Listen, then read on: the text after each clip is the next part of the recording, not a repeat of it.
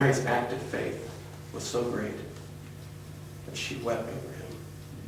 She mourned him.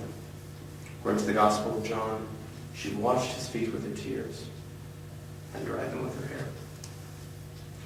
In closing, I'd like to share a story about how this divine beauty first became apparent to me. My first job out of college, I had a degree in religion, and as you know, that will help you to be a minister or to do crossword puzzles. So I didn't have a whole lot of choice whenever I found out that my archbishop would not let me go to seminary until I had been Orthodox Christian for 3 years. So I had to figure out what I was going to do with my life. So I got a job working at a children's home. I thought I'd get a chance to help people, I'd get to build relationships, and I would have an outlet for this love of Christ that's deep within my heart. I had some of the most rage-filled and awful experiences in my life working that job. I saw parts of my own character that I didn't even know were there. One of the most frustrating experiences I had was working with a young boy, whom we'll call Nathan, who had severe autism. As anyone who's worked with autistic children can tell you, they're a handful. And in one particular instance, this was the middle of July, and I won't tell the town, but it was here in Kentucky, so we know what Kentucky's like in July. And Nathan had, there's no delicate way to say this, Nathan had defecated himself in 99-degree temperatures. And all of the other people that worked in his apartment were busy. They were managing an activity. I was one-on-one with them. And it was my job, as was all of our jobs, to help teach them life skills. And in this situation, the first thing on the list is definitely to get him clean. So I walked him up the flight of stairs in this old, probably should have been condemned children's home that I was working in. Helped him into the bathroom and knew that I was going to have to walk him through every single step. Start here, work around. It was around that time, as I'm walking Nathan through how to get undressed, I realized, and I'm sorry for the boldness here, but there's no other way to say this, and the truth of the gospel is often not fit for Hallmark Channel. Nathan was not anatomically male. I had read charts religiously.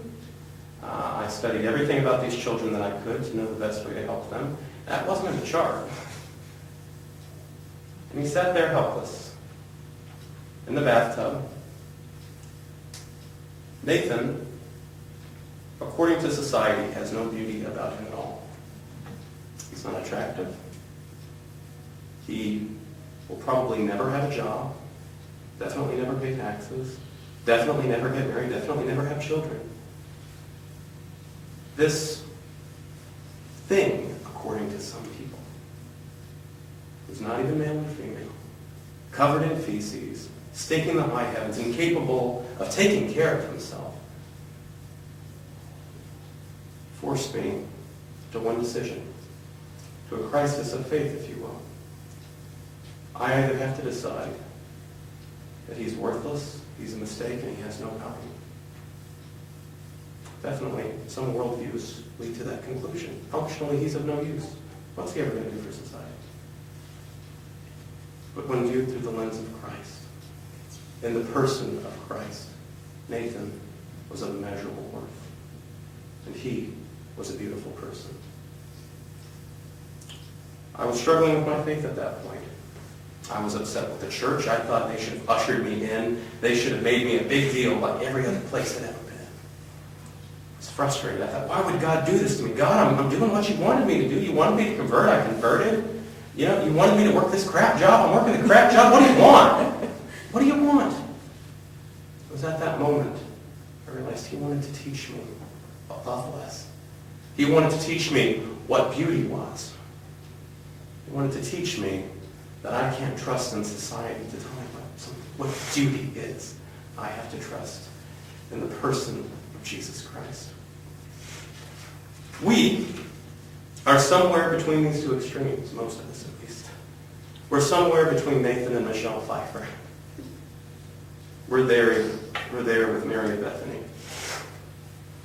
We have a choice. Are we going to be content with our own harlotry, with our own sinfulness, which for most of us is a lack of love? Or are we going to give ourselves over to Christ? Do we, like Mary, seek after Christ? Do we bring our gifts to him? Do we allow him to be the king of our lives, anointed with the gifts that we bring? Do we allow him to be the priest of our own misgivings, of our own errors, and of our own character defects? Do we allow him to be the very altar upon which we are saved? Let's follow in the footsteps of Mary of Bethany and do a beautiful thing in our lives. In the name of the Father, and of the Son, and of the Holy Spirit. Amen.